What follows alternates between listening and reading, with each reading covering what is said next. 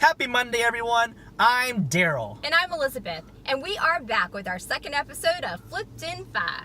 We hope you enjoyed our latest podcast with Teach 42's inspirational ed techer and virtual reality specialist Steve Dembo.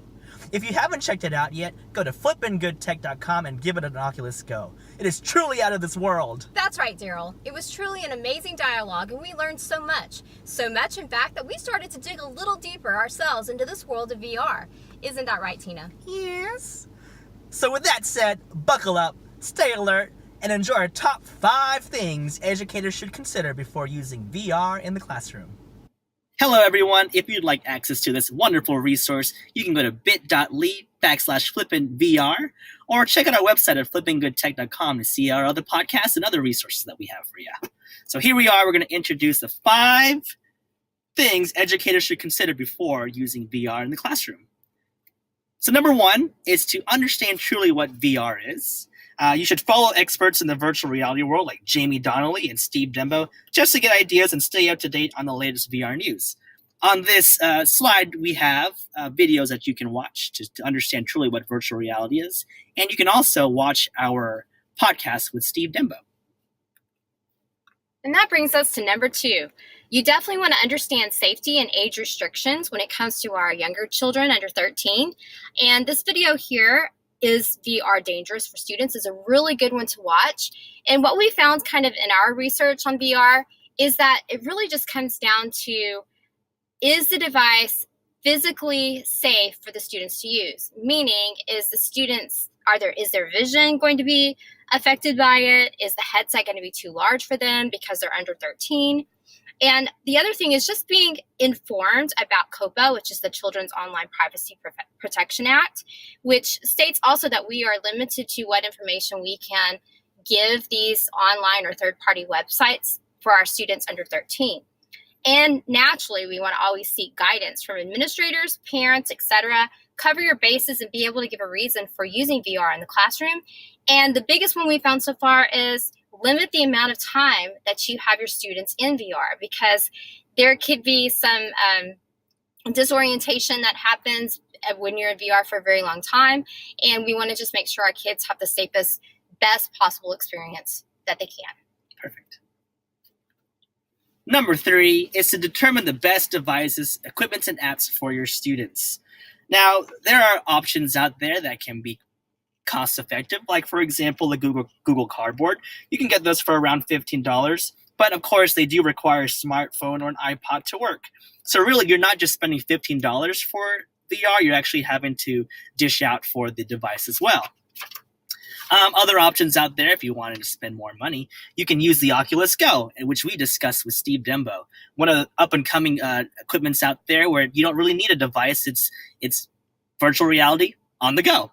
It costs around $200, but it will truly give your students that immersive VR experience. Unlike the Google Cardboards and other headsets require a device to work, Oculus Go, again, you don't need that device. It's all built in. And that brings us to number 4. Anytime you use any type of online activities or apps or websites with your students in the classroom, you always need to establish purpose for using it first. Some questions you may want to consider when using VR: am I using it for engagement purposes? Am I just wanting my students to get hooked into something that we're going to be talking about in class, or just to see what VR is all about? Some of the good intro VRs that we've seen are using roller coasters, so kids can kind of just see what the simulation experience is sort of like. Haunted houses may not be recommended for children under 13. Even Daryl here gets a little scared going into a haunted house in virtual reality. So you may just, err on the safe side. The next one is interaction with content. This seems to be the biggest reason why teachers would want to use VR in the classroom. They want students to have an engaging way and an interactive way to engage with the content. Google Expeditions is an amazing app that Google has put out with tons of virtual tours that you can have your students go through. Discovery also offers a lot of VR experiences, and ThingLink even has some virtual reality as well. And the final reason, and this may be a little more in tune with our older students, is the immersion of VR. It's a simulated experience that can actually foster things like empathy, and it evokes an actual physical and emotional response in the user.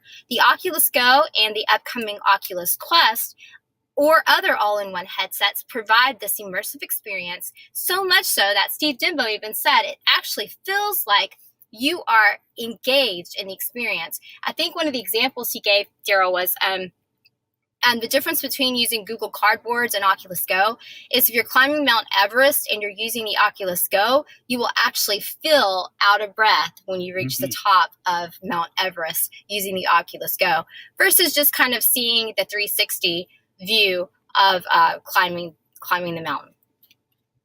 All right, and step number 5, or tip number 5, is to ask an expert.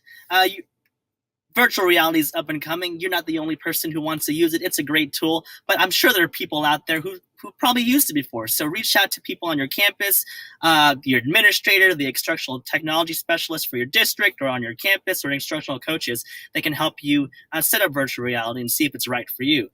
In your district, talk to tech support, because of course you have to make sure these devices can be supported by your tech support and your IT.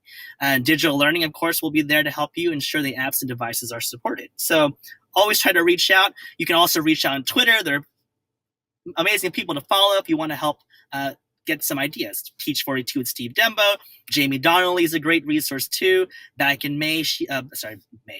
March, she did one virtual reality tool per day, or AR. So reach out to those people and follow them on Twitter. Awesome. And we also have provided some of Steve Dimbo's recommendations for using VR in the classroom. All right, more virtual reality resources right here on this slide. You can click on the links. Of course, you can always follow us on social media at flippinggoodtech.com and at flippinggoodtech on Twitter, Instagram, Facebook, and YouTube. That's all we got. That's all we've got. And we'll see you next time on the Flipping Good Side of Tech.